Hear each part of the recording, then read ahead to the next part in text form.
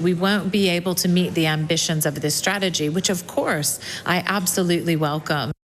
US Democrats have released more photos from disgraced financier Jeffrey Epstein's estate.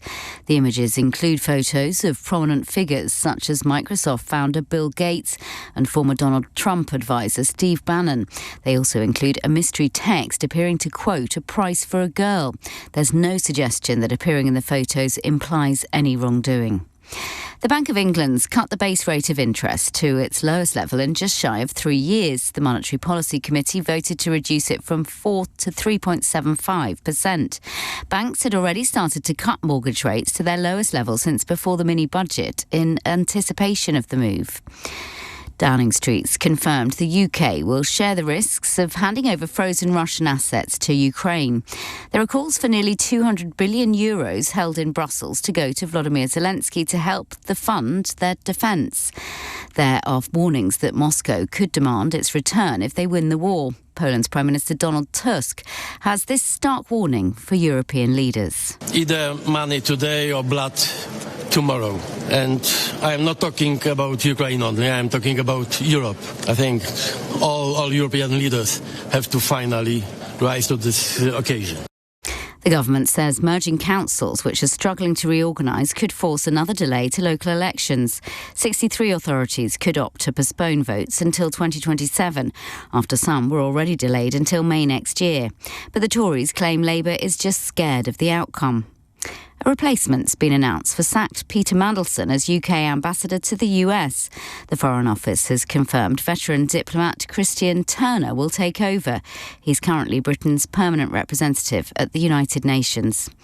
In the city, the FTSE 100 closed up 63 points at 98.37. The pound buys $1.33 and €1.14. LBC weather. Patchy rain will continue to push northwards, leaving a mostly dry night. Further showers across Scotland, Northern Ireland and northwest England, a low of 1. Dry and bright across much of England tomorrow. Patchy cloud lingering across parts of Wales and Northern Ireland and Northern England, with frequent showers across Scotland. Highs of 11 degrees. From Global's newsroom for LBC, I'm Daisy Steele. This is LBC from Global, leading Britain's conversation with Iain Dale.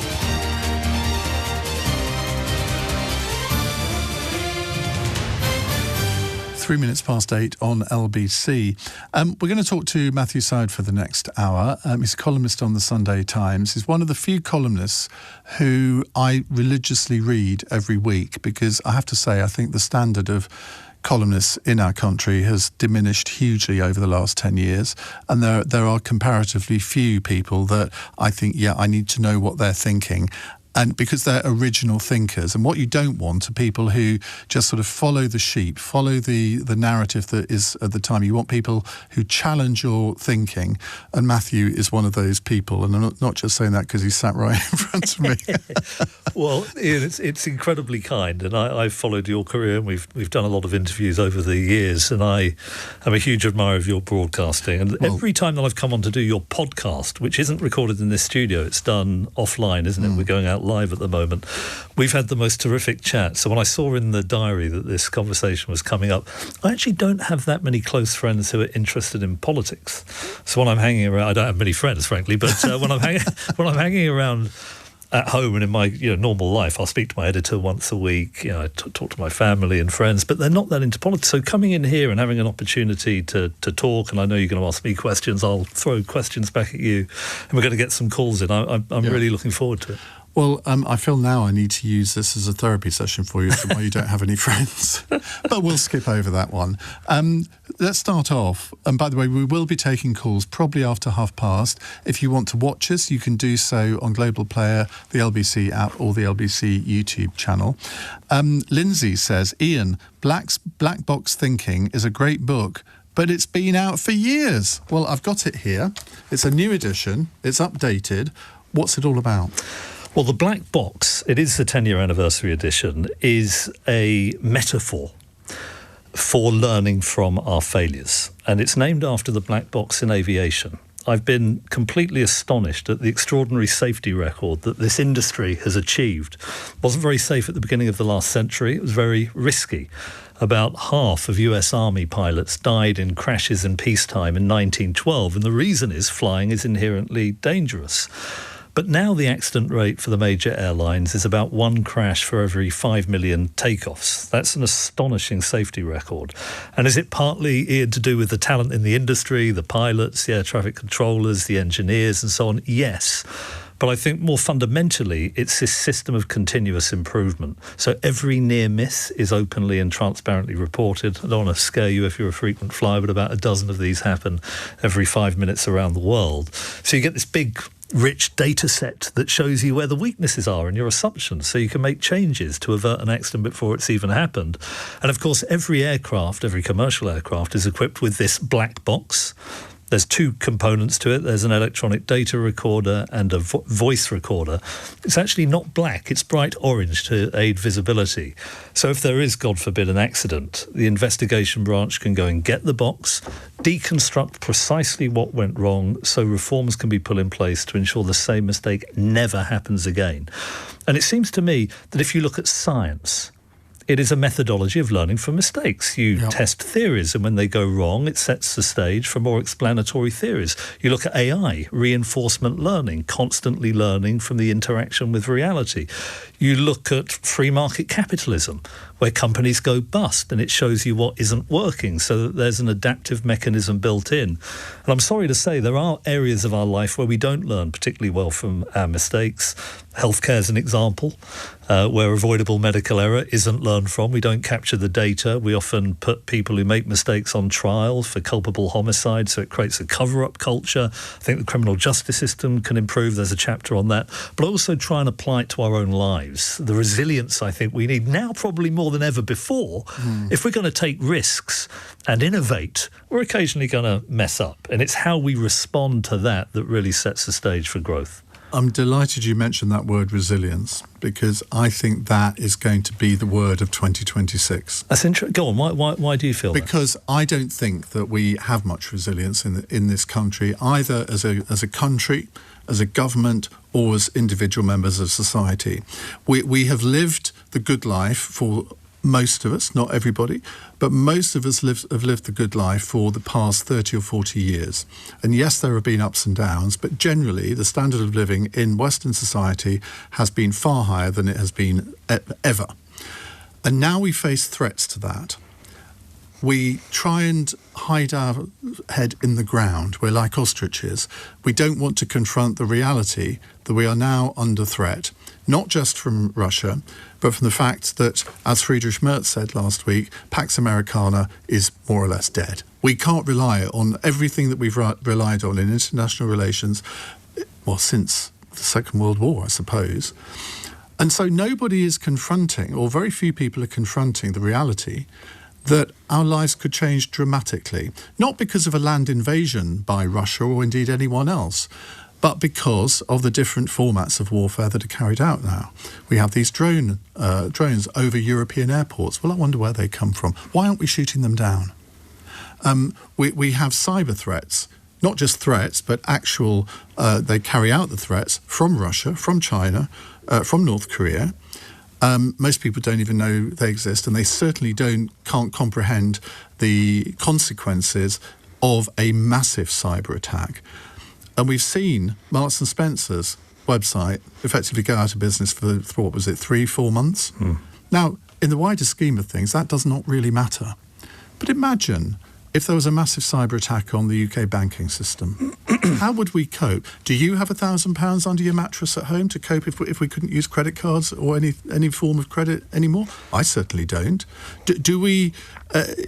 if the food distribution system broke down, how resilient are we then? Do we all have 50 litres of mineral water in a cupboard in our house somewhere locked away? Do we have food supplies for 3 weeks or so? No, we don't. Well, I'll tell you what, next year, people are going to have to start thinking about this. That's why I think resilience is going to be the word of 2026. Yeah, that's a fascinating analysis, and I think that it's a civilization. That's really wrong. No, I agree with all of it. And I think that if you look, it's really a civilizational analysis that you've offered there, a very big picture description of where we are in the world. If you look at the average duration of civilizations through history. There have been many of them, many successful civilizations for different reasons. They average about 400 years, and there's some variance on that. And I think one of the explanations for the decline of civilizations, and let's not forget that we have had an extraordinary run, not just our lives, but over the last 300 or 400 years, these rainy islands off the west coast of the Eurasian landmass, which was ridiculed by Islamic scholars in the early Middle Ages. And then even the High Middle Ages, we were way behind. And then we got onto an upward trajectory where we started to project power around the world. I think the high point was after the Industrial Revolution, where we started to convert coal into steam power, which, as it were, drove the mechanical energy of this extraordinary shift in our economic position. We created empires. And I think it's fair to say that we were in the, if you like, the noontide of this period. Okay, there was a bit of a falling off after the end of the Second World War, but we're still growing at a compound rate of over 3% annually between 1945 and 1980. But now, what seems to happen, Iain, for me, is that we get comfortable, we get complacent, and we become a bit entitled. And when entitlement comes in and we start to expect, because of this arc of improvement, more than we're willing to put into, as it were, gain the rewards that we think we deserve, that's when public debts start to rise. We're spending more than we are earning, the public sector. We've run about 47 out of 50 deficits over the course of most of my lifetime and most of your lifetime. That's not, between 1670 and 1970, we never ran a deficit outside a major war. This is in peacetime. Yeah. Moreover, Iain, while we were running deficits, we were not spending adequately on defence, and we were ripping off what was effectively our protector, which is the United States. And their taxpayers were funding our defence, not just our defence. They were paying for a huge navy to police the shipping lanes, which permitted globalisation, from which we massively benefited. We called it the peace dividend, and we allowed the size of our welfare state to rise. And I think if you look at that, you look at quantitative easing, slightly technical point about money printing, you look at grade inflation in exams, where we feel we expect the grade, even though we haven't necessarily done as well as the previous cohort or got the same grade. You look at something called concept creep in mental health. You see a range of what seem like distinct phenomena, but they go to the heart of this notion of complacency. And you're absolutely right. I'm sorry to say, Iain, we've got debt to GDP of 100% now, which is meaning that just to service the interest payments is swallowing more of the state budget than we're spending on defence. We're talking about spending on defence, are we not? But we're not prepared to do it until the next Parliament. Yep. And we are completely vulnerable, as you say, not necessarily to a land invasion, but to other nations resetting the order in their interests and against ours. You see, I've already had several texts saying, yeah, well, I wouldn't fight for my country. I'm not fighting for a government that has failed my generation.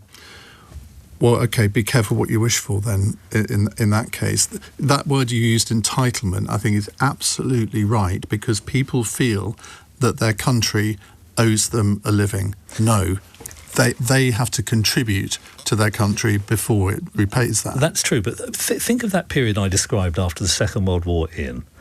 We have different interest groups, do we not, in society? We have entrepreneurs, we have rich people, we have poorer people, people on welfare, the mobile, internationally super rich, trade unions, and so on and so forth. People who own property is a vested interest to an extent, because you can try and, as it were, lobby for a tax system that protects property owners. After the Second World War, and think about what that meant. People were dying for their country.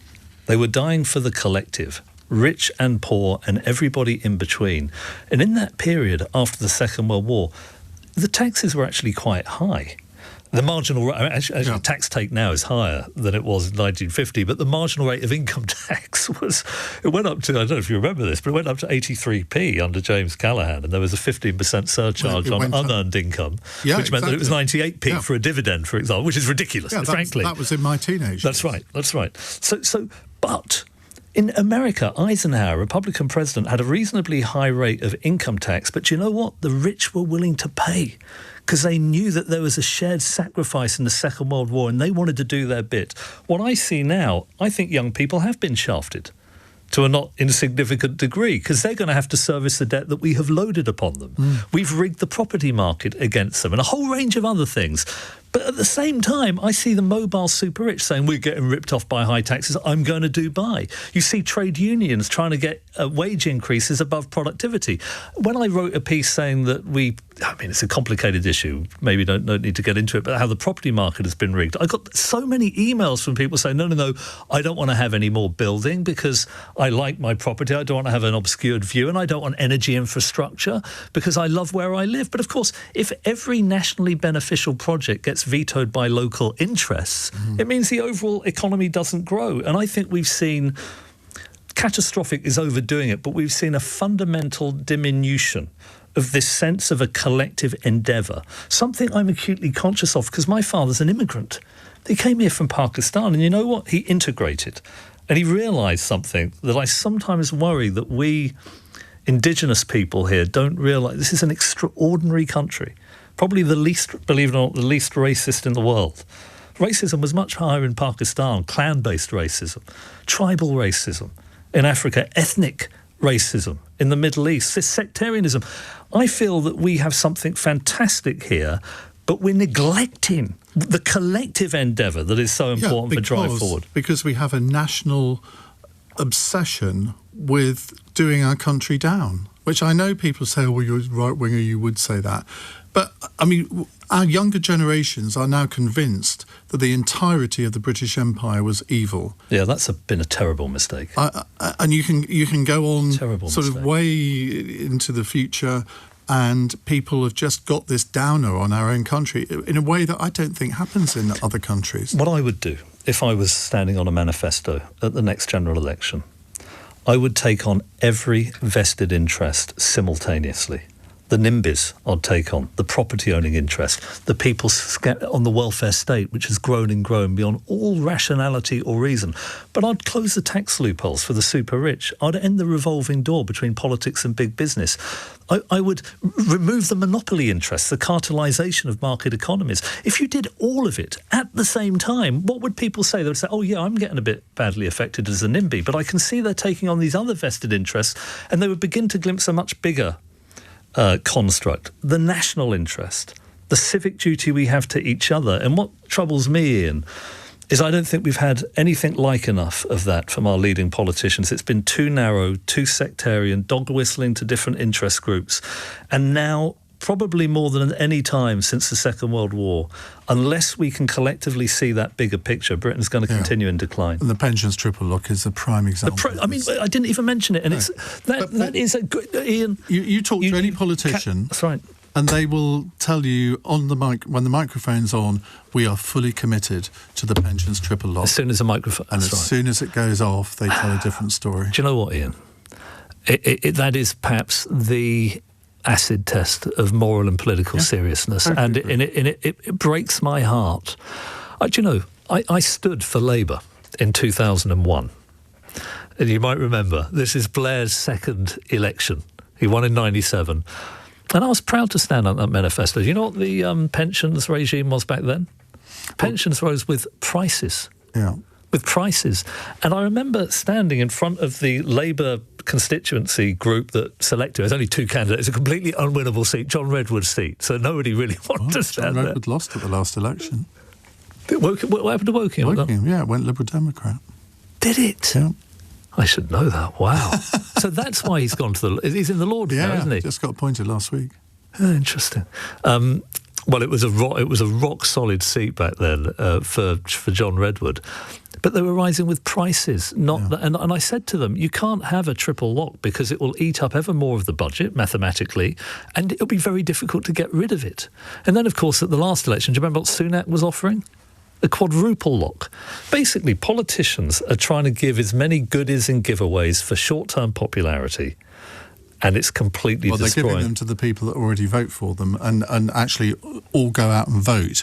The parts of society that don't necessarily vote, they ignore because they know they can. That's correct. Anyway, much more to come from Matthew. We will be taking your calls, 0345 6060 973. It's 8:20. This is LBC.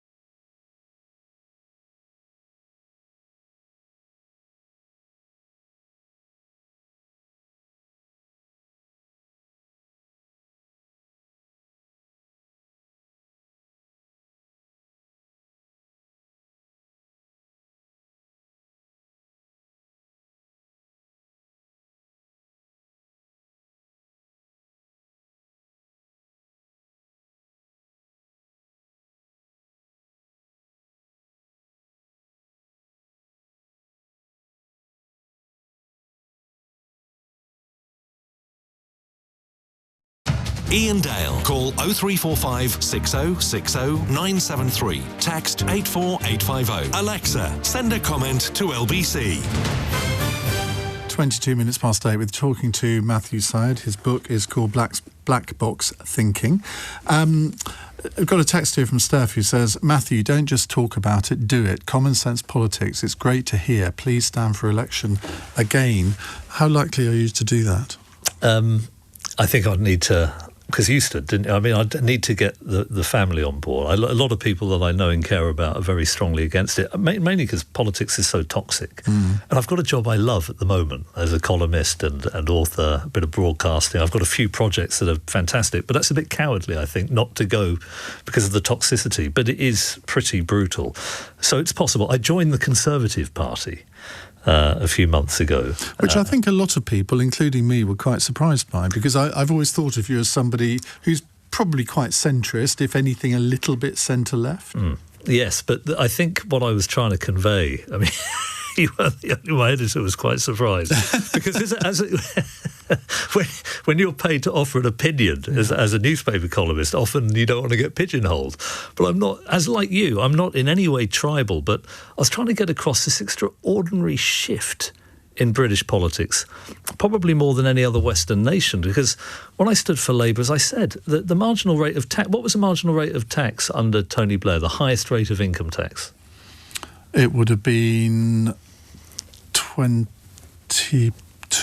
The highest rate. Oh, the highest rate. Well, under Tony Blair, 40%. It's 40p. Yeah. The debt was 30%. Immigration was quite low. Illegal immigration was quite low. There was an independent central bank that had never even considered printing money or doing QE. In other words, it was a very sensible manifesto. Now, I disagreed with what Blair did in the second term. You might remember he went to Iraq, and I think the New Labour project did start going off the rails a bit. But look at what's happened since then. We had a Conservative government, well, Conservative in quotation marks, from 2010 to 2024. It's the most left-wing Liberal government in the history of our nation by a very long mark. Debt rose every year. They ran deficits every year, the Conservative Liberal coalition and then Post. Immigration, which they promised to cut in every manifesto, went to insane levels after Brexit. I mean, completely historically unprecedented. Not just that people hadn't voted for, but would have economic consequence that will reverberate decades for come. So the entire jamboree of British politics moved for the triple lock. They were promising quadruple locks. Just completely unaffordable, short-termist, almost a form of political insanity. And you compared it with what was going on 20, 25 years ago. I just needed to show that Blair was miles to the right of anything we had in the intervening period. Given that record, why on earth would you now support the Conservatives? Because what I wanted to try and get across is this next election, I think, is of absolute... All elections are important. This one, I think, could be our last chance to reverse decline, or it could go on, I think. It could last for a long, long time and will be very difficult to dig ourselves out of it. And I thought, which party is in a position to fully learn from the mistakes of the last decade and a half? And I started looking at what they were saying. The Liberal Democrats are off with the fairies, the Greens completely unrealistic. Labour had no plan to change the trajectory of Britain, and that became ever clearer in the months after the general election. But Kemi Badenoch was talking about tax simplification. The tax code. George Osborne said, I'm going to make the tax code. So it spiraled to 20,000 pages, the longest in the world. Regulations have gone up. The whole thing is just ever larger influence of the state. Taxes on sugar, taxes on this, that and everything, interference with speech. So not just in the economic sphere, but in the social and cultural sphere. But Badenoch uniquely was beginning to articulate a vision which I think would work for Britain. And so I thought, why don't I make this change now? Because at the moment, I think that the Conservatives have been written off. And at the time, by the way, Iain, Reform were the most fiscally profligate of the lot. They were making all sorts of commitments on welfare, renationalisation. I mean, it was really socialism on steroids that Reform were offering at the last election. So I thought I'd go and make this point in the column, go and speak at the Conservative Party conference and at least try and do my little bit for the party. And the interesting thing is you did this before Kemi Badenoch actually, I think, turned a corner through that party conference speech and what she's done in the last couple of months. But is joining a political party the best way to change it, or does it risk muting your criticism? Well, I would always criticise if I think that they're getting something wrong, but it has given me an opportunity to go and talk to conservative politicians, to think tanks, and to try and get across what I think is a genuinely... It's not about left and right, it's just a rational, common sense set of policies for the future to harness this extraordinary... We haven't mentioned the change that... I mean, the interesting thing, Ian, is why hasn't there been a bond crisis, either here or in America? Or France has run 50 deficits in a row. America's still growing at a half-decent rate, but its debt to GDP is 120%. Trump is adding massively to the debt. But why is there not a bond crisis? I think the reason is, the other thing we haven't mentioned yet, is the AI revolution. And the Industrial Revolution changed everything, did it not? I mean, it was a fundamental shift in the whole of human civilization. And we were the first to we were the first. It trundled out from the Midlands. Watt and Bolton steam engine, electrification started here. Extraordinary role that we've played in global history. If you look at the global chart of economic growth, it's basically the x-axis, a horizontal line, Industrial Revolution, that hockey sticks up.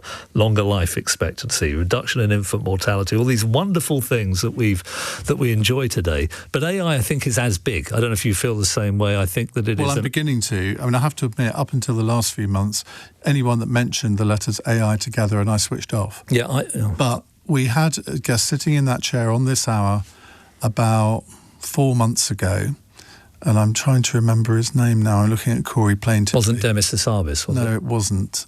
It was Piers Linney. And he put... I mean, to coin a phrase, he put the willies up me. I mean, what he said made it quite clear that within a very few years, millions of jobs are going to go. And the one statistic that I've remembered and I've repeated ad nauseum since then is this one that says, well, on this year's university milk round, the number of jobs on offer 33% down on last year. Yeah. And that is largely because of AI. And I think what the markets think, if I can ventriloquise for the wisdom of the crowd, is that AI is going to add to our growth rate. All we need is for what it's worth, for all the doom and gloom, is a 1% increase in the growth of productivity annually, and our fiscal problems will be largely over. We'll still have the problem of Putin and a rising China. And not just, by the way, Putin in China. There's an axis there with Iran and North Korea, which is dead set on shifting the whole of the world towards autocratic states. But that AI, if we can get in the slipstream of that revolution, if we can be agile with our regulation, if we can do something that is probably the most serious strategic error of all, which is the highest industrial electricity prices in the world because we failed to build out and get on a learning curve for cheaper nuclear fission technology. If we can get on that and do it well, get the grid, get the data centres, that could be a game changer for us. Now, would you like to address Eric, who sent me this text saying, I love how it's always the white guy who says the UK is the least racist country in the world. Well, is it Eric? Well, I'm not white, I ought to say. Let me just say your surname is a little bit of a clue, a giveaway. Isn't it? It's a giveaway. So, I'm half Pakistani and actually half Welsh. So I grew up as the only brown-skinned boy in suburban Reading in my class. And actually I was trying to explain to my children that in the 70s and 80s, the P word, which is just completely verboten now, wasn't just used by the other students, but by the teachers. Yeah. And there was kick effing peas out of Britain on the back door of the bakery that I had to walk past every day, vote NF underneath it, National Front. So over the course of my lifetime, I've gone from being highly self-conscious about my colour. I used to go to bed in the and by the way, you might be thinking, well, Matthew's saying it's the least racist country in the world, but he suffered racism. Well, my father would tell me that compared to almost any other country on earth, even back then, he is in a society where his colour, yes, it was an obstacle in the 70s and 80s, but he did in the end become a professor at a university. If he'd been in America or South Africa or just been in the wrong tribe in an African nation or in the wrong ethnicity in the Middle East. We sometimes completely forget how endemic these sectarian divisions are around the world. So, yes, I have suffered from a bit of racism, but I would say that has improved immeasurably over the course of my lifetime, and I am not even remotely self-conscious about my colour anymore. Eric, you have been told. Right, if you would like to pick up the phone and speak to Matthew, you're very welcome to do so. 0345 6060 973. We can talk about the subjects covered in the book, politics, what's it like working for the Sunday Times, and of course, he's a pretty good sportsman as well, aren't you? We haven't talked about that at all, which I think in some ways you're probably quite pleased about.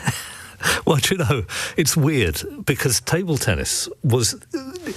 From the age of 8 when I started playing to when I retired after my second Olympics, actually after the Commonwealth Games in 2002, it was the dominant thing in my mind every minute of every day, because you need to be obsessive to get to the top in the country.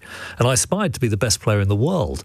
And then now it's how long is that? It's over 20 years ago. And now people don't even ask it. You know, first 10 years of me as a journalist, it's why we got this ping pong player. Yeah, right. Now it's like, you used to play table tennis. And that's how it should be. 8:33 on LBC News Headlines with Amelia Cox. US Democrats have released more photos from Jeffrey Epstein's estate. The pictures show passports, maps and a screenshot of a text message saying, "I will send you girls now." The US Justice Department has until tomorrow to release all the files on the disgraced financier. Downing Street says the UK will share the risks of handing over frozen Russian assets to help Ukraine defend itself. There are calls for the money to be released to Kiev, but there are also warnings Moscow could want the money returned if they win the war. Tory leader Kemi Badenoch says schoolboys are not to blame for violence against women and girls. She's criticised the government's strategy to tackle misogyny in the classroom, saying they need to deport foreign criminals instead. LBC weather, rain clearing in the north tonight, leaving most places dry. Showers lingering in Scotland and Northern Ireland, a chilly low of 1 degree.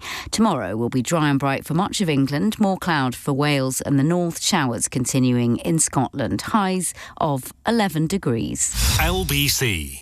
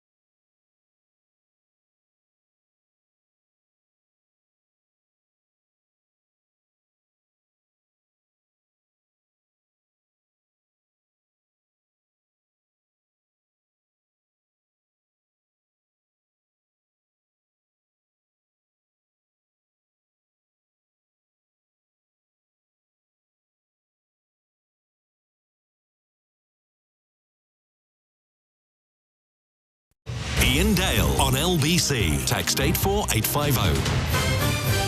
8:35 on LBC. Just to tell you, after 9 o'clock, we're going to be talking about the role of parents, because it seems to me that too many parents, and yes, I know I'm not a parent, so you might think I don't deserve to have a view on this, but too many parents nowadays want to be their children's friends, not their parents. Why is that? Why is that happening? Do you recognise that phenomenon? And, I mean, Matthew, is that something that strikes a chord with you at all? Very much so. I have 2 kids, Ted and Evie. Ted's 11, Evie's 13. And it is tempting. I think it's always been tempting for parents to want to be friends and to say things that their kids are going to like and to give them... The risk today is the screen is such a seductive thing to have a good relationship with children. Give them a screen, they get happy, they calm down, And yet these screens are having, I think, a terrible effect, not just the stuff that Jonathan Haidt has written about mental health, but also often these screens, you talked about resilience earlier, people curate their lives to look perfect on the social media, wonderful meals, great holidays, airbrush pictures. And kids get this sense, I think, that life is about looking and acting perfectly. That is a catastrophe. Psychologists call it the curse of perfectionism, because life is a journey. And it's only by taking risks, by messing up, that we can learn and grow and develop the resilience that we've talked about. And I think that can be catastrophic. So I think parents need to take screens away. They need to be tough. They need to set boundaries. And it's easier said than done. I got to say, I found parenting the most rewarding, but also the toughest thing I've ever done. But getting that balance right is so important. Right. We're going to get the balance right now, because we're going to go to calls. If you'd like to talk to Matthew on any subject you like, 0345 6060 973. Simon's in Brixton. Hello, Simon. Oh, hello. Really enjoyed listening to you earlier. And, thanks for taking my call. I was wondering if you thought that sort of China and the Middle East, the kind of countries that are becoming increasingly wealthy, if they will go down the same path of the West, of kind of social reform, democracy, human rights. We had the great Christian reformers banning slavery, looking at the poor people, saying let's give them clean water, and maybe democracy is better for humanity overall, often driven by Christianity. Do you think that might happen in China, or will it just stay a dictatorship? And the same for the Middle East countries. And I do personally see kind of the growth of Christianity in China as a potential driver in the future for it not being a dictatorship. I wonder what you thought about that. I mean, Francis Fukuyama, the idea all the countries trading together would lead to everyone being democratic, has been seen not to be right. But I wondered if you thought it might happen. May I respond? Cool. Yes, thank you very much. Pretend I'm not here. It's a great question. I think it's perhaps the most fascinating one today, that, as you say, Fukuyama and others felt that democratization and the growth of the middle class in China after the Deng Xiaoping reforms would lead to democratization, and that simply hasn't happened. And the number of democracies in the world has been in decline, according to Freedom House, after that great wave, after the fall of the Berlin Wall. This is very interesting for two reasons. One, democracies still have, on a GDP per capita basis, by far the highest living standards in the world. And when you ask what's called, Iain might be interested in this, the dream question, which is asked by Gallup. They go to 140 countries in the world. Where would you most like to live? They go to Africa, to the Middle East, the Sahel, South America. They have the same top 10 countries, top 5 or top 10, every year for the last 30 years, which is Western democratic societies. And when people are fleeing persecution, they don't want to go to North Korea or Iran or China or Russia. They want to come to Western countries. So it does seem that people do prefer, on balance, partly maybe because of welfare, but the prosperity and freedom of the West. But, and this is why I think China may not become democratic, you've got to remember that it is run by a clique, the Chinese Communist Party, and that party has accumulated more power despite the rise of the internet. They have the Great Chinese Wall, and they now have censors across that country with very sophisticated machine learning techniques. It's called the social credit system, where anybody who shows any hostility or dissent to the party can be seen and controlled. Orwell wrote about telescreens. You might remember in 1984. The level of surveillance by China is much, much higher than that. And it's why I do feel that the flame of freedom that we do have in the West, despite our dysfunctions and difficulties, is more important now than ever before, because I don't see any prospect of any revolution in China given the level of AI-generated social control. And on the Middle East, it's an interesting one. I mean, at the moment, sorry, this is a long answer, but the key player there, of course, is Saudi Arabia. And I think if the Abraham Accords had extended to them, this is, of course, in my view, what the October the 7th attack was all about, provoking an overreaction from Israel that would make it more difficult to extend the Abraham Accords, masterminded in Tehran. This is now a much more complicated picture. At the moment, Saudi Arabia is facing both ways. And at some point, if Iain says that we do move towards World War, have to pick sides, then I think it's just a very open question what will happen. Simon, thank you very much for a great question. Neil says, Iain, please ask Matthew if he still plays ping pong. Do you know, we have a kitchen island at home in Richmond, and occasionally my son sticks this sort of makeshift net over this over this kitchen island. There's one. Is it a big house? Well, I mean, kitchen island. It's a small. It's not the same size as a table tennis table. It's actually not a very big house. But you can then have it back and forth, and I do enjoy playing. The thing about table tennis that people often miss is the importance of spin. Yes. So when you put a bit like politics. Yeah, there we are. That's the analogy I was about to go for. Sorry. But no, I don't play very much. But I do the exercise I do, and I don't know if you do it, Iain, I find it absolutely crucial now for sort of a sense of balance. I do a bit of weights and I go for a run most days. Well, I think if you said to anybody that's a guest in your house, fancy a game of table tennis, I can imagine the look on their face. Right, another Simon in Basingstoke this time. Hello, Simon. Good evening, Iain, and good evening to your guests, and thank you for taking my question. My question is, why on earth would any Tory voter after the last 14 years ever consider voting Conservative again? It's a very fair question, Simon. I think my own view, and I know some of my now Conservative colleagues won't like it, I think that administration was the worst in British post-war history. The question you have to ask yourself is whether... the whole 14 years? I think they cozied up to China when it was militarising. They took Russian donations into Conservative Party coffers. They allowed the London laundromat to operationalise, cementing Putin in power. Even if you go away from the economic policy, the debt, the failure to spend on defence. I was criticising it, but I didn't have a column back there. I just couldn't believe what they were doing.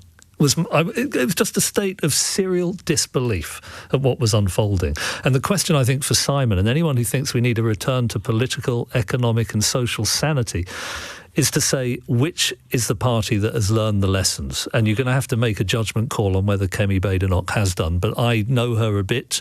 Iain, you know her. She was in here last night. I think she really has. And I would rebrand the Conservative Party. She was part of it, though. I mean, let's not sugarcoat it. Yep. She was a minister from, I think, 2019. She was a cabinet minister from, certainly for the last year and a half. Yeah. So she's been very good at saying we're under new leadership, but she was kind of part of it. Let me ask you a question. So do you remember Tony Blair ran New Labour as a rebranding exercise? Well, I think I'm right in saying that his first election campaign, who do you think was leader?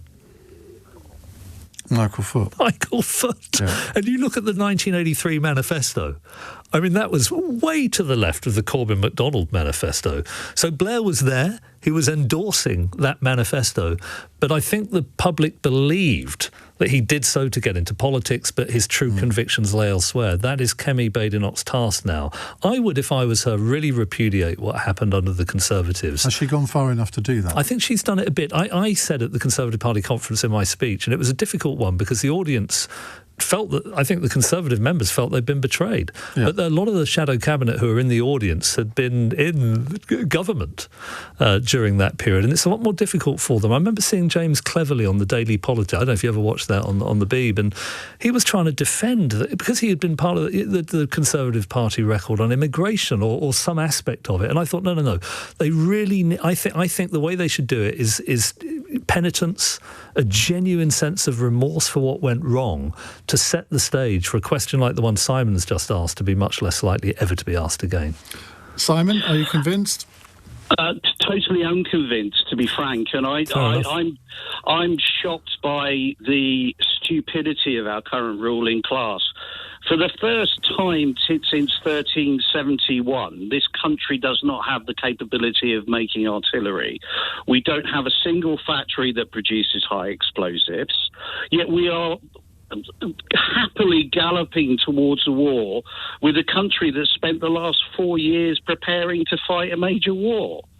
I think what we need is a lot more realism amongst our political class. And to be frank, I would put most of the politicians we've had for the last 30 years on trial for treason, because they're either barely functioning morons or they were working for another country other than this one. And my view on that will not be changed. How much money did this country spend on overseas aid? How much has net zero cost this country, which was introduced by Theresa May's government with an hour and a half of discussion in Parliament? That's beyond irresponsible. And Kemi Badenoch has said that she doesn't agree with that either. But that's not good enough, because how representative is Kemi Badenoch of the rest of the party? Well, she's but a the leader. real issue with the Conservative Party is she's it has not a too follower, many... is she? She's a leader.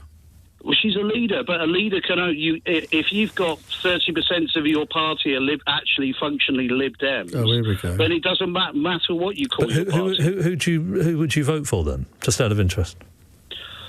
I'm a Reform Party member. I will vote for reform. But personally, I think this country has no future unless we get someone who's willing to be absolutely ruthless in power. Well, I hope Badenoch does that. And put this country first and last. Yeah, well, I hope Badenoch does that, and I think she's doing the right job. I wouldn't say it in the same words as you, but we haven't had great politicians in recent years. I agree with you. Well, a brilliant example of this is the Boris wave. We've been importing millions of people into a country which at no time in history will be a great idea, especially when you have 9.1 million NEETs in your country and a very expensive benefit system. But we're doing this before AI is introduced, which, as you quite correctly said, that's going to eliminate vast numbers of jobs. You're going to need a very coherent, homogeneous society if you're going to have a chance of surviving this as a country. And that is exactly what this country won't have. What do you mean, a homogeneous society?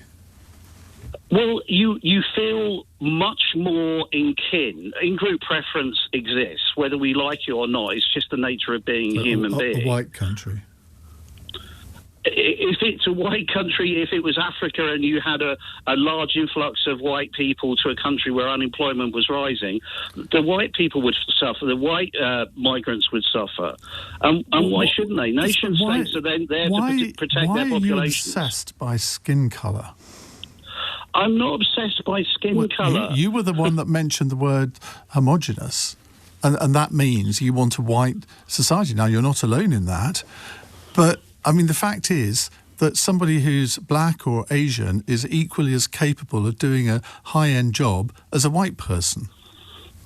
That's exactly true. In fact, in the field I work in, the best person I know in my field is actually from Kenya. Yeah, you kind of want him to kick him out.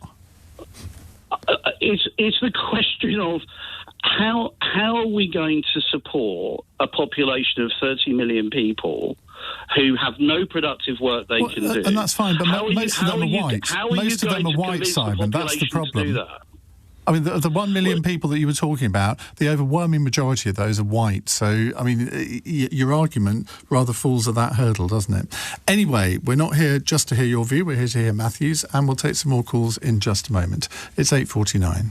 This is LBC.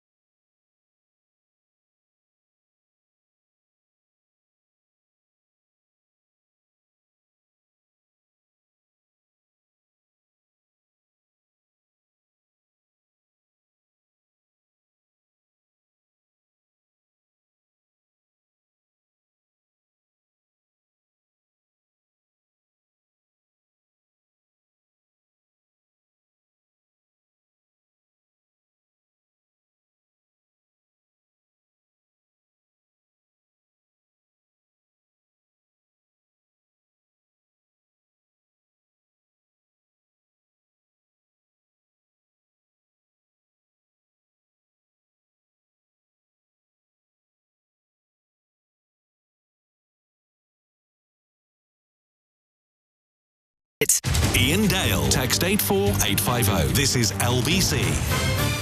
8:51, Matthew Syed is here taking your calls. His book is called Black Box Thinking. In case you think, am I living in Groundhog Day? Yes, it did come out 10 years ago, but it's updated and it's incredibly relevant to the modern day. John's in Hammersmith. Hello, John. Evening, Matthew. Hi, John. First of all, I'd like to thank Iain for publicising his water woes in Tunbridge Wells. I actually went out and bought a 18-litre jerry can and water purification tablets myself. Well, quite right too. I know people. I bet your friends are laughing at you, aren't they? But they might not be laughing in 9 months' time. Well, the way you keep outing the Kremlin bait for the tower, it's you know, I mean, the SCR and the GRU, God bless them. Well, maybe not God bless them, but you know, they're likely to not be happy about this 200 billion being handed over to the Ukrainian, as it should be. My question to Matthew is, the United States has voiced an opinion that some of that money should go in their direction. I don't have full details on that. Could you give an opinion on what exactly that's about and whether or not you think it should happen? The money for the frozen assets. Yeah. Well, yeah. I think that the whole strategy towards Ukraine has been wrong. So I think that money should go to Ukraine. They're worried about a breach of the rule of law, but the question I would ask is, in what sense is Russia's invasion of a sovereign country, having signed agreements that they would never do it, not a breach of the rule of law? Don't make a right, Matthew. No, your mother will have told you. This is true, Iain, but you have to look at this in my view, in the broader context. The invasion of Ukraine was a long time coming. It's worth recognising that one of the difficulties in standing up to Ukraine is because they played a policy of divide and rule. They cultivated German dependency on Russian natural gas through Nord Stream. Germany were perfectly happy to run their industries on this cheap gas, but it made it very, very difficult to unify as a West against their aggression, not just in Crimea, but previously in Grozny and so on. But we were part of that too. We could never operationalise sanctions against them because we wanted their dirty money coming into London, inflating the property market and the professional services that benefited from it. Once the invasion happened, it seemed to me that the way that the West has run its policy under Biden was to give them enough not to lose, but never enough to win. And the reason for this strategically is because we were worried that if Putin thought that he might lose, then he might escalate to nuclear war. He kept issuing these nuclear threats. The question I would ask is it more likely to get to nuclear war if Putin sensed weakness, banks what he has in Ukraine, and then turns on a Baltic country or Poland, which are members of NATO? Seems to me that appeasement is never going to work. But going to your question, I think that we have to do far more to defend Ukraine, because to the extent that Putin is able to bank land and, as it were, gain more from the attack than he lost, it's going to encourage autocrats all around the world in the rules-based order, which is, I'm sorry to say, fracturing as we speak, will become even more unstable, and that will affect America and every other country on earth. Now, Trump's proposals are for US companies to profit from the Russian assets, including via joint projects with Russia. Now, these proposals have further galvanised European leaders to secure them for Ukraine. But the fact is, if the money goes to Ukraine, they will then use the money to buy American weapons. So a lot of the money will end up actually in American coffers. I suppose that's quite logical in some ways. Yeah, it is. And what I think it shows when you, as it were, look at it also in the context of the American security report that came out the week before last, it shows the vulnerability of Europe. Because if Putin in Russia, Xi Jinping in China, and Trump in America choose to do so, they could cooperate and make things extremely difficult. If you look at the trade deal that the EU signed with America, it was a very asymmetric trade deal because Trump held the implicit threat that either you sign this deal or we'll stop providing weapons. And we are extremely naked at the moment. And even then, even where we are today, Europe is not stepping up sufficiently on defence. Sam in Cambridge says, do you think America will wake up and oust Trump from office if that's possible? There's been a massive backlash over his comments on Rob Reiner. Or do you think that will be yesterday's news? My own view is that Trump will lose the next election. And this he shouldn't be standing in it, should he? Forgive me, that Trump or who, if he decides to stand, or if Vance or Rubio stand, they will lose. And I think the reason for that is because the policies are not working. The economic policy is not working. The tariffs on, off, on again creates an uncertainty which is undermining investment. It's undermining, if you look at the inflation, the standard of living, the affordability crisis. Trump doesn't want people to talk about that. The level of debt is going up, and I think people are going to react against that. Do you know where I think Trump has overreached? Have you seen the story about all the presidential pictures going up in a corridor in the White House? The Biden one. Yeah. And what Trump... And he has written the citations underneath himself. And I think most Americans who respect the office of the presidency, they don't like that. Whether they're Trump supporters or not, I don't think they like that sort of behaviour, and I'm not sure he's going to be forgiven for that. But do you not agree with me that I think there's a lot of truth in that? He's an absolutely disreputable man. I also think the corruption is on a level that is completely unprecedented. The meme coins, the deals that are being done in Vietnam, the Swiss turning up with a gold bar and a Rolex clock to get their tariffs changed, the litany of corruption is it's almost impossible. I tried to do a column on it, Iain, and I just couldn't fit it in. No. You can only do it really with satire to capture what's going on there. But just at one point, I think it's really important, if there are any Democrats listening, the Democratic Party has been completely appalling. Woke overreach, completely open borders, lying about Joe Biden's cognitive capacity. The Democrats need to do what the Conservatives have done under Cammy Badenoch, apologise and fundamentally shift to the party that it once was and just completely lost its way. And apparently today, I read this somewhere this afternoon, that he's renaming the Kennedy Center the Trump Kennedy Center. He's an appalling man. Absolutely appalling. Well, this is not an appalling book, ladies and gentlemen. It is called Black Box Thinking by Matthew Syed. That's S-Y-E-D. Go and buy it now. I know a lot of people do buy books as a result of listening to the authors on this programme. Thank you very much, Matthew. Iain, thank you. Pleasure. It's a joy. Ever want me to come on again? I love the conversation. We definitely will. Thank you very much for having me. Now, let's move on. In the next hour, we are going to talk about the fact that the Children's Commissioner, Rachel D'Souza, has told parents not to be friends with their children. In a message to parents ahead of the Christmas holidays, Dame Rachel D'Souza urged families to take a tougher line on their children's access to technology, warning, "My message is simple. You are not supposed to be your child's friend." Now, I suspect a lot of you will rather bristle at that, thinking, well, I know how to parent my children. They're more likely to react if I'm their friend than if they regard me as my enemy. No. Your job is not to be your child's friend. Your job is to be their parent. That is the meaning of the word. You have to parent your children, and that you don't do that by being their friend. Or do you? On your radio, on the LBC app, and Play LBC. leading Britain's conversation. This is